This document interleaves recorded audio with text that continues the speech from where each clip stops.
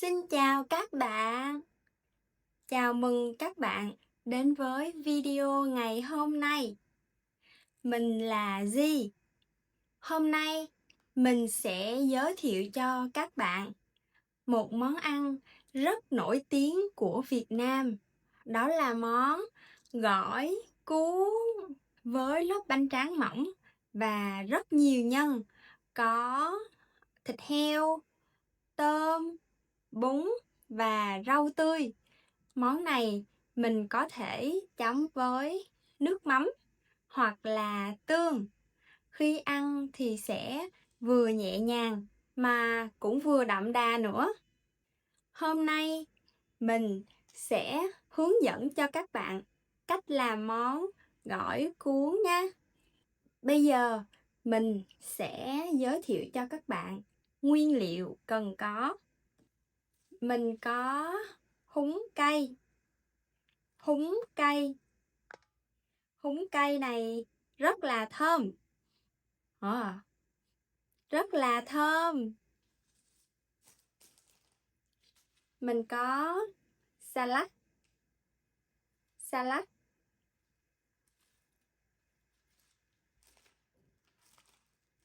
Mình có bún. Mình có bánh tráng. Đây, bánh tráng thì có nhiều loại. Bánh tráng to, bánh tráng nhỏ, bánh tráng màu trắng. Bánh tráng mình đang có ở đây là bánh tráng gạo lứt màu nâu. Loại nào cũng ngon hết. Mình có hẹ. Mình có thịt heo. Đây là phần nạc vai. Mình có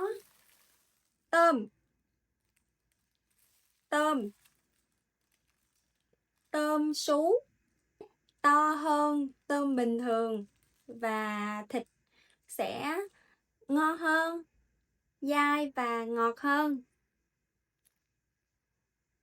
Đầu tiên là mình sẽ luộc tôm và thịt heo. Bây giờ mình sẽ đổ nước vào trong tôm và thịt heo để luộc. Mình đổ nước vào trong tôm, bật bếp lên và đậy nắp lại. Thịt heo mình cũng đổ nước vào, bật bếp và đậy nắp lại. Đợi cho hai nồi này sôi lên. Nồi tôm đã sôi rồi. Mình dùng kẹp trở tôm rồi tắt bếp. Bây giờ mình lặt rau, lặt lá. Nồi thịt heo sôi rồi. Rửa thịt heo. Rửa xong, mình đổ nước vô thịt heo, bỏ hành tím và một chút muối để cho thịt thơm và ngon. Đảo thịt lên rồi đậy nắp lại. Mình hẹn giờ 20 phút. Đổ nước tôm ra, đợi tôm nguội. Mình tiếp tục lặt rau. Như đây rau là đủ ăn rồi. Salad mình có thể lặt từng cọng như thế này, hoặc dùng dao cắt xuống thì sẽ nhanh hơn. Xong rồi. Bây giờ mình sẽ rửa rau với muối, bỏ hẹ vào, ngâm luôn. Mình cũng rửa salad với nước và muối trong 10 phút. Thịt sôi rồi. Mình hạ lửa xuống. Bây giờ mình sẽ lột tôm. Lột vỏ tôm. Lột vỏ tôm ra. Một con tôm.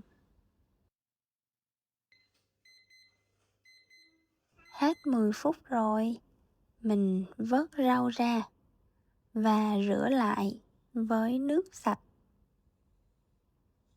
Rửa hẹ và rau thơm luôn. Xong rồi, để cho khô nước, mình nấu nước sôi để trụng bún. Mình dùng đũa trộn bún lên. Bún màu trắng. Mình đổ bún ra. Rửa lại bằng nước lạnh. Mình vớt thịt ra dĩa.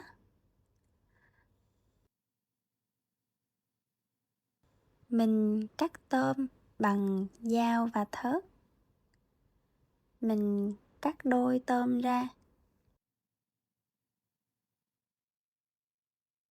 Và mình tiếp tục cắt thịt. Mình cắt mỏng thịt heo. Vậy là đã xong rồi. Mình có thịt, tôm, rau và bún, bánh tráng, nước.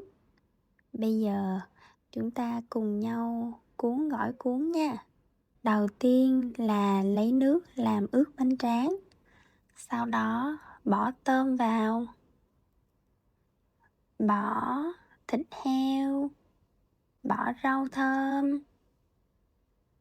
Rồi bỏ xà lách lên. Tiếp theo là để bún.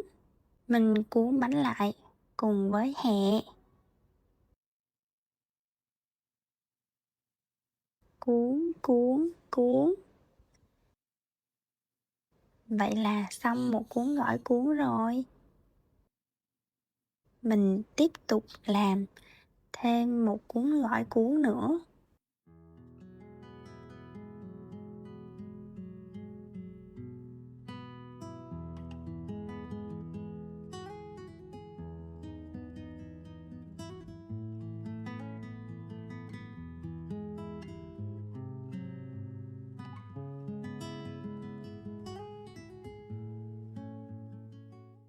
Vậy là chúng ta đã làm xong món gỏi cuốn rồi.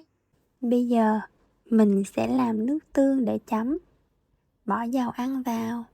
Rồi bỏ tỏi bằm vô. Phi thơm lên. Vớt tỏi ra chén. Bỏ tương đen vào. Và bỏ tương đậu phộng vào. Trộn đều lên. Wow, rất là thơm. Bây giờ các bạn cùng mình thưởng thức thành phẩm nha. Đây là dĩa gỏi cuốn của mình. Mình cuốn nó hơi to. Còn đây là nước chấm. Đây là nước tương mình mới làm. Có ớt, tỏi phi và đồ chua. Bây giờ tụi mình sẽ cùng nhau ăn nha. Mình sẽ chấm với nước tương. Mình lấy cái muỗng múc đồ chua và tỏi phi. Sau đó là cắn.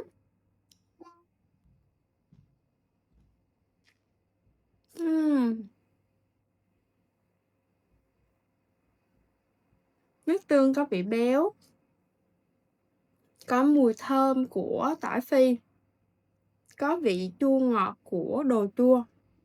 Và một chút cay của ớt. Hòa quyện lại. Rất là ngon. Ngon lắm. Mình sẽ ăn thêm một miếng nữa. Lấy cái muỗng múc sốt. Bỏ vô trong cái gỏi cuốn. Mình lấy một miếng ớt. Chúc ngon miệng.